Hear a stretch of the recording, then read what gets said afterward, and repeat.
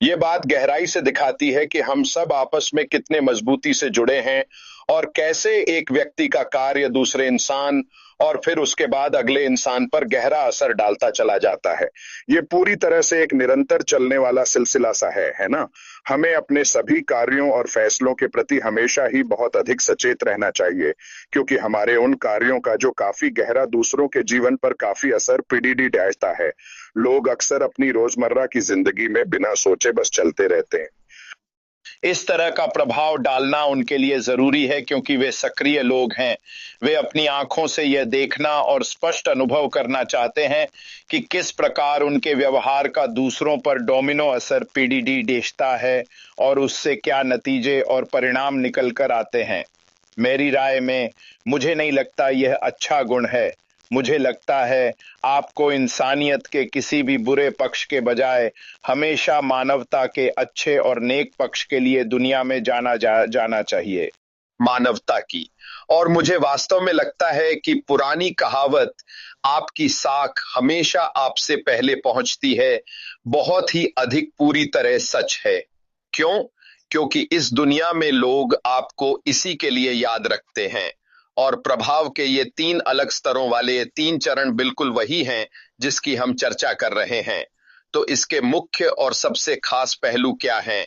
देखिए, असल में बात यह है कि पहला है लहर जैसा प्रभाव। ये तीन चरण रिश्तों के प्रबंधन या जवाबदेही जैसे सांगठनिक व्यवहारों का प्रभाव अक्सर तीन स्तरों तक यानी तीन लोगों तक पहुंचता है, एक से दूसरे फिर तीसरे व्यक्ति तक।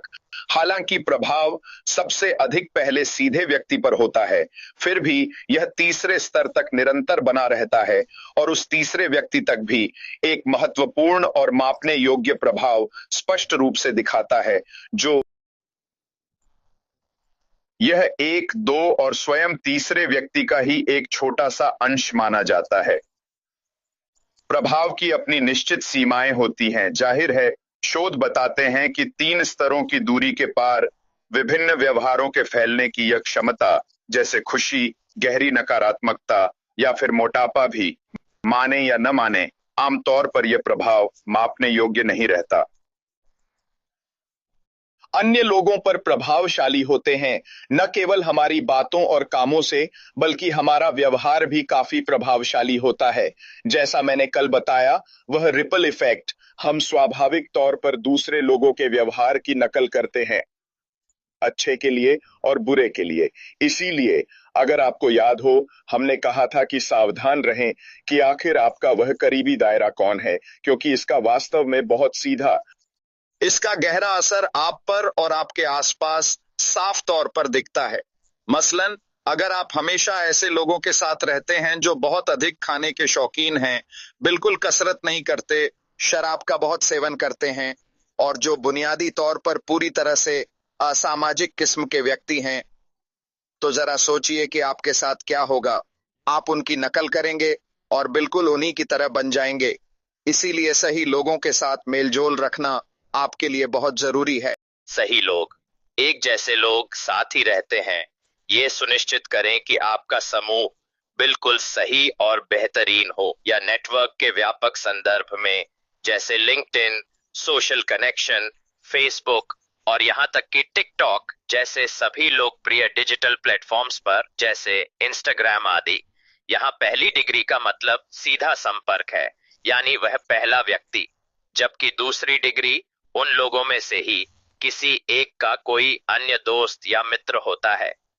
सोशल नेटवर्क पर मिले लोग, आप इसे वैसे भी अक्सर देखते हैं।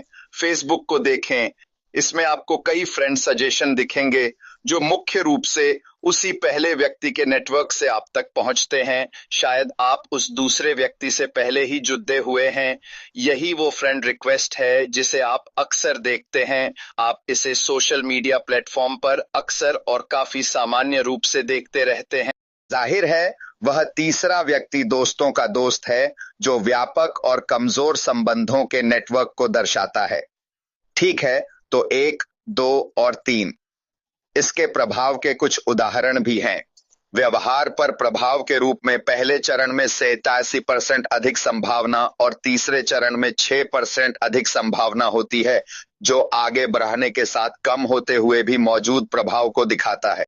उन खास लोगों के माध्यम से ये आगे बढ़ाता है।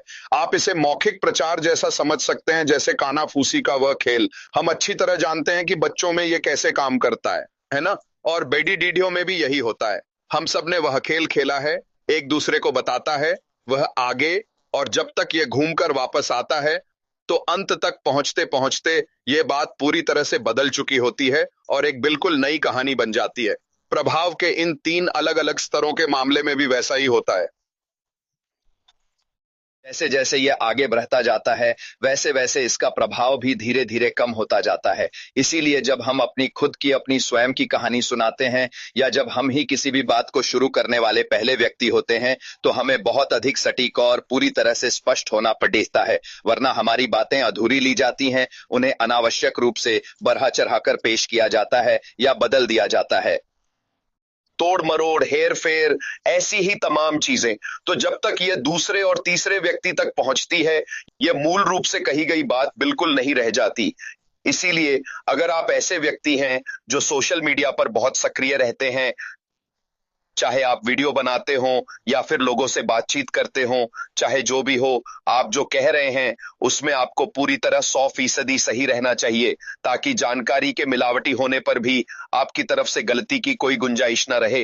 अंत में अब हम इसके प्रभाव की चर्चा करेंगे।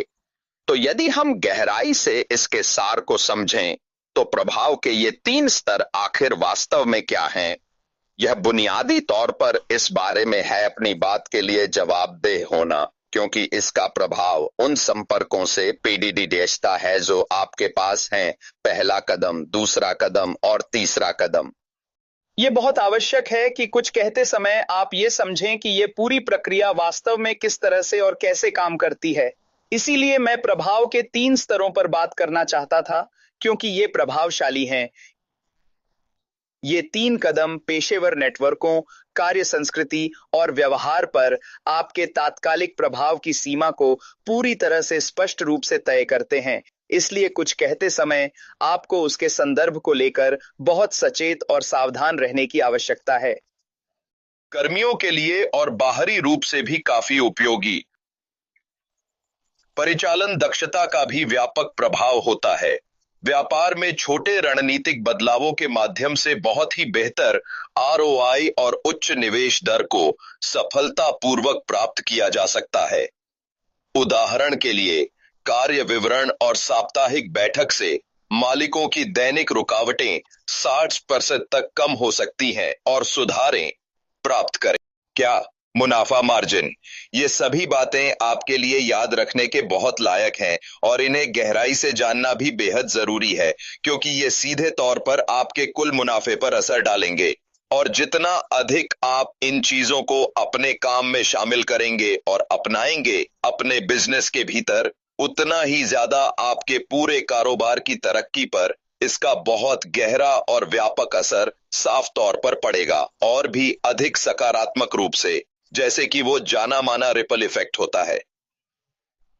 यह आपकी सप्लाई चेन और उससे जुड़ी सस्टेनेबिलिटी को प्रभावित करता है। सस्टेनेबिलिटी के प्रति किसी कंपनी की प्रतिबद्धता सप्लायर्स को समान विज्ञान आधारित लक्ष्यों को अपनाने के लिए मजबूर कर पूरे उद्योग के जलवायु परिदृश्य को पूरी तरह से बदल सकती है। ये देखा जाए तो वाकई फिर से ये बिल्कुल वही रिपल इफेक्ट है। ये किसी व्यक्ति या कंपनी का अपना फैसला होता है कि वे चीजों को आखिर किस तरह से करना चाहते हैं।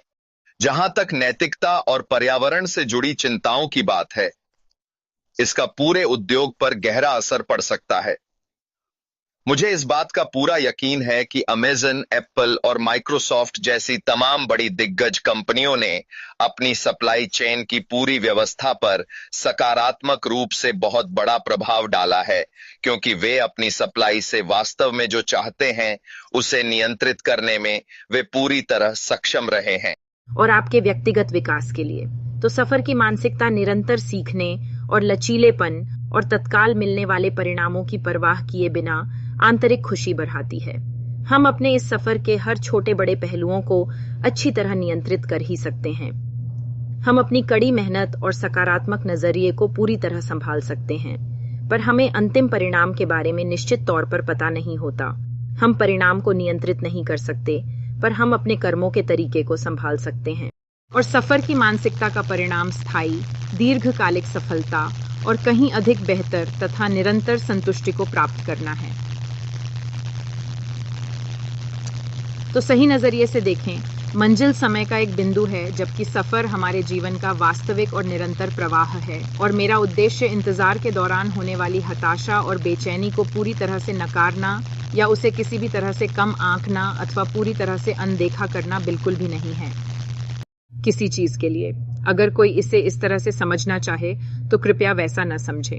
मुझे तो बस यही लगता है कि एक सही संतुलन और एक संतुलित नजरिया रखने का अर्थ ये समझना होगा कि हमें वास्तव में एक ऐसी मंजिल की आवश्यकता है जो हमें आगे बढ़ने के लिए दिशा दे सके, लेकिन जीवन को सफर समझना ही इस पूरी प्रक्रिया को सराहने का सबसे बेहतर तरीका है। तो मैं यहाँ ये नहीं कह रहा कि आपको पूरी तरह किसी एक या दूसरे के ही पक्ष में होना चाहिए। इसका मतलब है कि हम रास्ते के हर कदम में मंजिल पाते हैं और इसे अक्सर सबसे संतुलित नजरिया माना जाता है। तो मुझे लगता है कि इस पूरे लंबे सफर में ऐश मुफारिह के साथ, इस प्रक्रिया के दौरान और ऑन पैसिव तथा ऐश के साथ मिलने वाली जीत में वास्तव में बहुत से लोग केवल अपनी मंजिल की ही सबसे अधिक फिक्र और चिंता कर रहे थे। और मेरा मानना है कि यही एक मुख्य बात है जो हमें सबसे ज्यादा असंतुष्ट और परेशान करती है। मौन वास्तव में अधिक शक्तिशाली है, लेकिन फिर भी किसी चीज में अपनी खुद की क्षमता में विश्वास करना किसी भी अन्य चीज से अधिक शक्तिशाली है। तो जो लोग हमें सुन रहे हैं वे वास्तव में किस चीज में विश्वास करते हैं? आप सच में किस चीज में विश्वास करते हैं? आप जानते हैं, आप अपने स्कूल नहीं जा सकते, जैसे कि जिन्होंने पढ़ाई की है वे चीजें करते हैं। मैं हमेशा कहता हूं, अगर आप परीक्षा देने जा रहे हैं इस सोच के साथ कि आप असफल हो जाएंगे, तो आप निश्चित रूप से असफल होंगे, क्योंकि सबसे पहले आपके पास यह विश्वास ही नहीं है कि आप पास होंगे। तो हर कोई बस चला जाता है। यहां तक कि फुटबॉल मैच में भी दोनों टीमें जब आती हैं तो वे इस विश्वास के साथ आती हैं कि वे जीतना चाहती हैं। कोई भी फुटबॉल मैच में हारने वाला बनकर नहीं आता, क्योंकि अगर आपको पहले से ही अपनी हार पता है तो फुटबॉल खेलने का क्या मतलब। लेकिन दिन के अंत में फुटबॉल में हमेशा एक ही विजेता होता है, लेकिन आपको अपनी पूरी कोशिश करनी चाहिए। तो जब हम इस जीत के साथ ऐश में आते हैं तो हम विजेता बनकर आते हैं। मुझे विश्वास है कि मैं जीतूंगा, यही मेरा दृढ़ विश्वास है कि मुझे पता है यह मेरे लिए काम करेगा।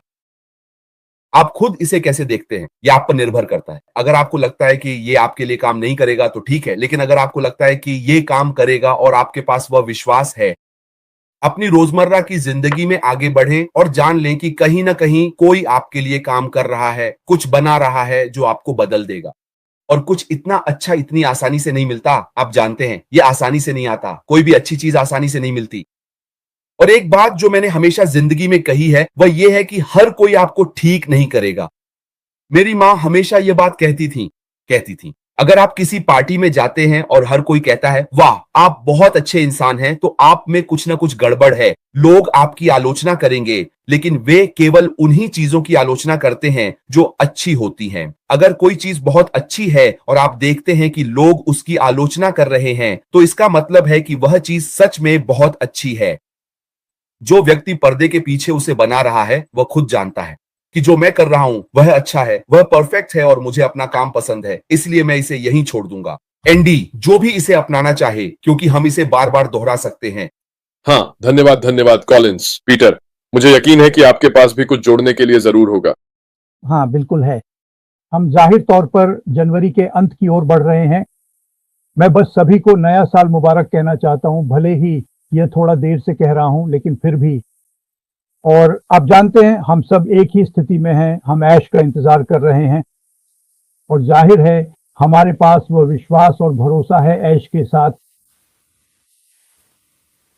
जाहिर है आप जानते हैं, मुझे पता है कि बाहर और भी कई चमकदार चीजें घूम रही हैं और लोगों से अलग अलग चीजों में शामिल होने के लिए कहा जा रहा है। और आप जानते हैं इसमें कोई दिक्कत नहीं है। आप क्या करते हैं ये पूरी तरह आप पर निर्भर है, लेकिन मेरा विश्वास ऐश के साथ है। आप जानते हैं मैं उसी के साथ बना रहूंगा जो ऐश बनाने की कोशिश कर रहा है।